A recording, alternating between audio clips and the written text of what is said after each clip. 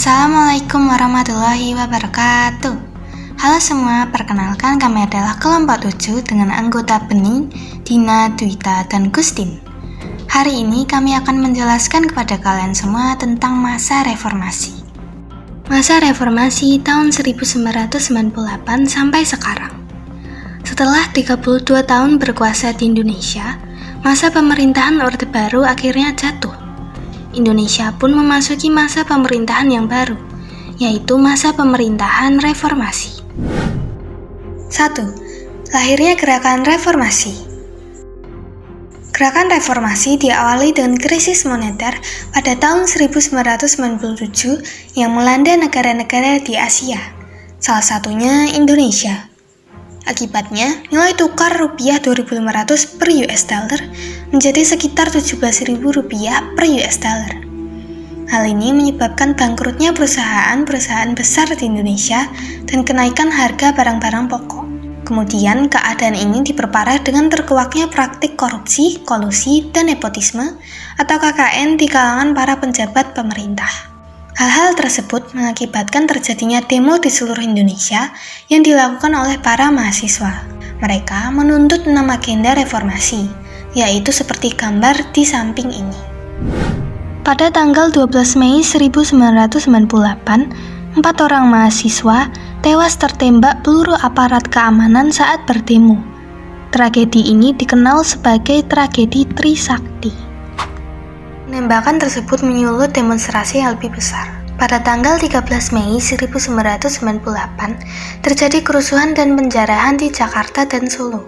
Kemudian pada tanggal 14 Mei 1998, para demonstran mulai menduduki gedung-gedung pemerintah di pusat dan daerah. Mereka berupaya menemui pimpinan MPR atau DPR agar mengambil sikap yang tegas. Lalu pada tanggal 18 Mei 1998, Ketua MPR atau DPR Harmoko meminta Presiden Soeharto untuk mengundurkan diri sebagai Presiden Indonesia. Dan akhirnya Presiden Soeharto resmi mengundurkan diri sebagai Presiden pada tanggal 21 Mei 1998. Dan menyerahkan jabatannya kepada B.J. Habibie. Hal ini menandai berakhirnya masa Orde Baru dan dimulainya masa reformasi. Perkembangan politik. Sidang Istimewa MPR. Pada tanggal 10 sampai 13 November 1998, MPR mengadakan sidang istimewa untuk menetapkan langkah pemerintah dalam melaksanakan reformasi di segala bidang. Sidang ini menghasilkan 12 ketetapan MPR yang diantaranya memperlihatkan adanya upaya mengakomodasi tuntutan reformasi. Ketetapan-ketetapan itu antara lain sebagai berikut. 2. Otonomi daerah. Otonomi daerah adalah hak, wewenang, dan kewajiban daerah otonom untuk mengatur dan mengurus sendiri urusan pemerintahan dan kepentingan masyarakat setempat sesuai dengan peraturan perundang-undangan. Otonomi daerah pada masa reformasi dilaksanakan secara demokratis. Pembagian hasil eksplorasi dan eksploitasi sumber daya alam antara pemerintah pusat dan daerah juga disesuaikan dengan kebutuhan daerah untuk meningkatkan kesejahteraan masyarakat di daerah. Penetapan otonomi daerah tersebut diiringi dengan perubahan sistem pemilu berupa penyelenggaraan pemilu langsung untuk mengangkat kepala daerah mulai dari gubernur hingga bupati dan wali kota. Pencabutan pembatasan partai politik. Dengan adanya kebebasan untuk mendirikan partai politik, menjelang pemilihan umum tahun 1999, partai politik yang terdaftar mencapai 141 partai. Setelah diverifikasi oleh Komisi Pemilihan Umum, sebanyak 48 partai saja yang berhak mengikuti pemilihan umum. Dalam hal kebebasan berpolitik, pemerintah juga telah mencabut anggaran, mengeluarkan pendapat, berserikat, dan mengadakan rapat umum. 4. Penghapusan dwifungsi ABRI. Pada masa reformasi, dwifungsi ABRI dihapuskan secara bertahap hingga ABRI berkonsentrasi pada fungsi pertahanan dan keamanan. Kedudukan ABRI pada MPR jumlahnya sudah dikurangi dari 45 orang menjadi 48 orang. ABRI yang semula terdiri atas 4 angkatan yang termasuk Polri, mulai tanggal 5 Mei 1999, Polri memisahkan diri menjadi Kepolisian Negara Republik Indonesia. Istilah ABRI kemudian diubah menjadi Tentara Nasional Indonesia atau TNI. 5. Penyelenggaraan pemilu. Sejak dimulainya masa reformasi hingga tahun 2015, pemerintah telah melaksanakan 4 kali pemilihan umum, yaitu pemilu tanggal 1999, 2004, 2009, dan 2014. Pemilu pada masa reformasi diikuti oleh banyak partai politik. Meskipun diikuti oleh banyak partai politik, pemilu pada masa reformasi berlangsung aman dan tertib. Pemilu tahun 2004 dilaksanakan minimal 2 tahap dan maksimal 3 tahap, yaitu bagi berikut. 3. Perkembangan ekonomi. Upaya-upaya yang dilakukan untuk pemulihan ekonomi pada beberapa periode kepemimpinan masa reformasi. A. Pemerintahan Presiden B.J. Habibie.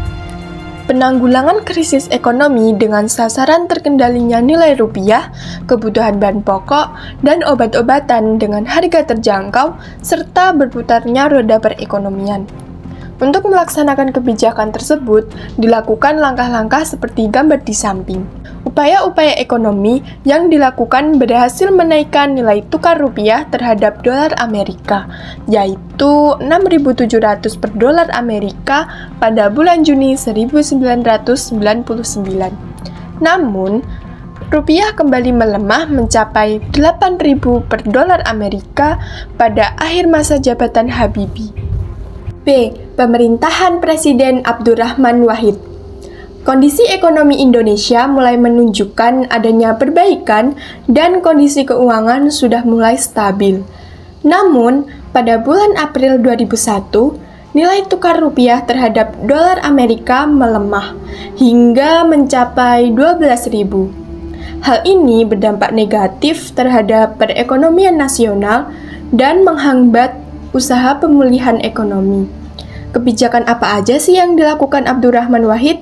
Bisa dilihat di gambar di samping. C. Pemerintahan Presiden Megawati Soekarno Putri. Nilai tukar rupiah terhadap dolar Amerika berhasil distabilkan dan berdampak pada terkendalinya harga-harga barang. Namun, pertumbuhan ekonomi masih tergolong rendah, yang disebabkan kurang menariknya perekonomian Indonesia bagi investor. Kebijakan-kebijakan yang ditempuh Megawati Soekarno Putri untuk mengatasi permasalahan ekonomi sebagai gambar di samping. D. Pemerintahan Presiden Susilo Bambang Yudhoyono.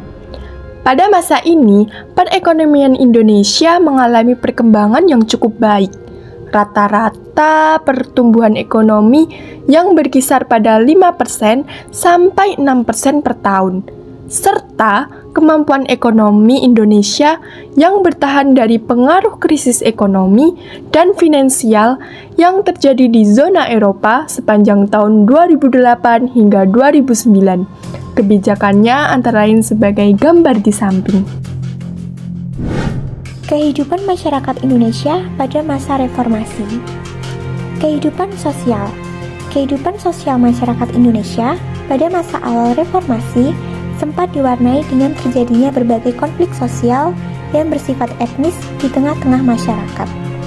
Namun, seiring dengan keberhasilan pemerintah era reformasi dalam mengatasi masalah-masalah yang tengah dihadapi, kehidupan sosial masyarakat Indonesia berangsur-angsur kembali kondusif. Pada masa reformasi, masyarakat lebih bebas dalam menyuarakan berbagai aspirasinya. Pendidikan. Dalam bidang pendidikan, pemerintah menjalankan amanat Undang-Undang Dasar 1945 dengan memprioritaskan anggaran pendidikan sekurang-kurangnya 20% dari anggaran pendapatan belanja negara APBN. Kemudian, ditetapkannya Undang-Undang Nomor 22 Tahun 1999 yang mengubah sistem pendidikan Indonesia menjadi sektor pembangunan yang didesentralisasikan. Dan Undang-Undang Nomor 20 Tahun 2003 tentang Sistem Pendidikan Nasional. Penerapan kurikulum 2004, 2006, dan 2013. Penyelenggaraan pendidikan anak usia dini atau PAUD. Program sarjana mengajar di daerah terluar, terdepan, dan tertinggal atau SM3T. Pemerintah pada masa reformasi juga melakukan beberapa kali perubahan kurikulum. Perubahan kurikulum tersebut adalah 1. Kurikulum berbasis kompetensi atau KPK. Siswa dituntut untuk aktif memperoleh informasi. Guru bertugas sebagai fasilitator untuk memperoleh informasi. 2. Kurikulum tingkat satuan pendidikan atau KTSP, mengacu pada desentralisasi sistem pendidikan. 3. Kurikulum 2013, menekankan pada kompetensi berbasis sikap, keterampilan, dan pengetahuan, serta menekankan pada keaktifan siswa melalui kegiatan 5M. Kebudayaan. Dilakukan upaya pelestarian budaya dengan mendaftarkan warisan budaya Indonesia ke United Nations Educational, Scientific, and Cultural Organization atau UNESCO atau Organisasi Pendidikan, Keilmuan, dan Kebudayaan Perserikatan Bangsa-Bangsa atau PBB. Beberapa warisan budaya Indonesia yang telah mendapat pengakuan internasional antara lain. Sekian penjelasan mengenai masa reformasi dari tahun 1998 sampai sekarang. Semoga bermanfaat bagi kita semua. Terima kasih.